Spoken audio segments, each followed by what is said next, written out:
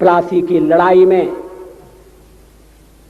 जितने लोग मैदान में लड़ रहे थे उससे ज्यादा लोग मैदान के बाहर खड़े होकर तमाशा देख रहे थे, लड़ाई का परिणाम सुनने की प्रतीक्षा कर रहे थे। देश के भाग्य का निर्णय होने जा रहा था, मगर उस निर्णय में सारा देश शामिल नहीं था। विदेश मंत्री के नाते मैं अफगानिस्तान गया था।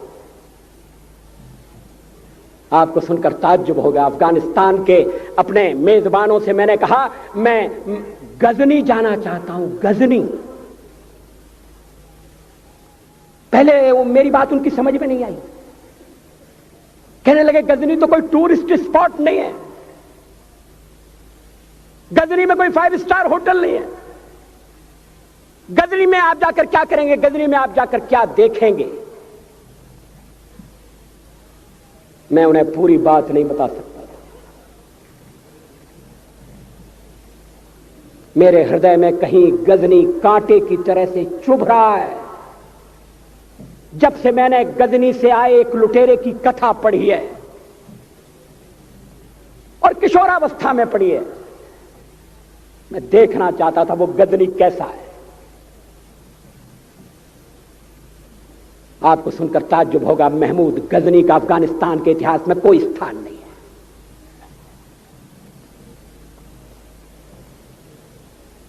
गजनी छोटी सी जगह है, छोटा सा गांव है। कल्पना करिए सैकड़ों साल पहले वहां धूल उड़ती थी, झोपड़ियां थी, मगर एक लुटेरा लुटेरों को इकट्ठा करता हुआ सोने की चिड़िया को लूटने के लिए चला आया। आपस की फूट से जो राजा है वो लड़ेगा, जो क्षत्रिय है वो लड़ेगा। हमने समाज के बहुत बड़े वर्ग को लड़ने के अधिकार से वंचित कर दिया। हमने उन्हें हथियार नहीं उठाने दिए। मार्शल नॉन मार्शल के आधार पर हमने समाज को बांट दिया। वो लुटेरा सोमनाथ के मंदिर तक चला गया। पुजारी देखते रहे। मंदिर की पूजा भक्तों को करना पड़ती है। मंदिर तो एक प्रेरणा का केंद्र है। मैं देशपांडे जी की तरह से नास्तिक नहीं हूं, मगर उनकी नास्तिकता में भी जो आस्तिकता है मैं उसका आदर करता हूं, उसका सम्मान करता हूं। वो जिस आत्मविश्वास से नास्तिक होने की बात कहते हैं, तो मैं उनसे कहना चाहता हूं वो सचमुच में नास्तिक नहीं है। जिसकी आस्तिकता है, जिसका विश्वास है, वो नास्तिक कैसे हो सकता है? विश्वास किसमें है यह बड़ी बात नहीं है, विश्वास है या नहीं। हमने समाज के बहुत से बड़े वर्ग को विश्वासहीन बना दिया।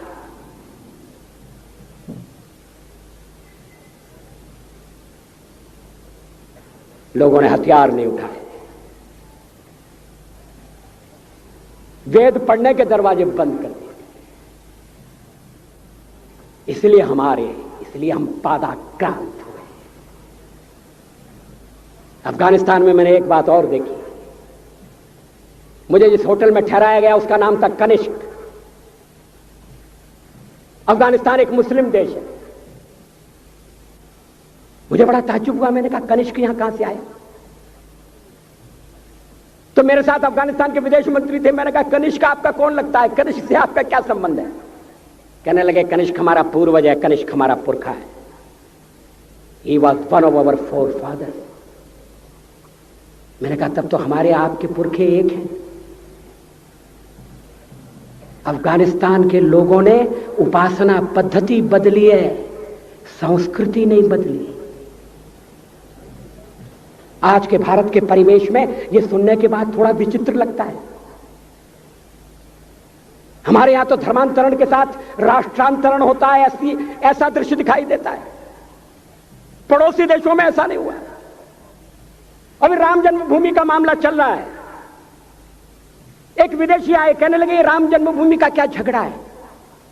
हमने कहा इस पर विवाद हो रहा है कि श्री राम कहां पैदा हुए थे, और जहां पैदा हुए थे वो स्थान उनके मंदिर के लिए प्रयुक्त किया जाए या न किया जाए। वो इंडोनेशिया से आई थी, वो मुसलमान है। कहने लगे हम तो समझते थे कि राम के लिए सारे भारत में आदर होगा, सम्मान होगा। हमने कहा ये आपने कैसे समझा? कहने लगे आप तो इंडोनेशिया आ चुके हैं, इंडोनेशिया में बहुत से लोगों ने इस्लाम स्वीकार कर लिया, मगर श्री राम को विस्मृत नहीं किया, श्री राम को भुलाया नहीं। इंडोनेशिया के बाली द्वीप में 1 महीने रामायण की लीला होती है। मैं उस समारोह में जा चुका हूं। उस समय भी विदेश मंत्री मेरे पास बैठे थे। मैंने कहा ये रामायण ये क्या हो रहा है? मैंने कहा एक्सीलेंसी ये मंच पर क्या हो रहा है? कहने लगे एक्सीलेंसी आपको पता होना चाहिए। हमने कहा मुझे तो पता है मगर मैं जानना चाहता हूं। कहने लगे ये रामायण है, ये राम है, ये लक्ष्मण है, ये सीता है। हमने कहा इनसे आपका क्या संबंध है? आप तो मुसलमान हैं। कहने लगे हमारा संबंध बहुत पुराना है, हमारा तब का संबंध है जब हम मुसलमान नहीं हुए थे। थाईलैंड की राजधानी अयोध्या कही जाती है। थाईलैंड के राजा को आज भी राम कहा जाता है। सावरकर जी ने हिंदू राष्ट्र की बात की, हिम्मत के साथ। बुनियादी तौर पर भारत हिंदू राष्ट्र है।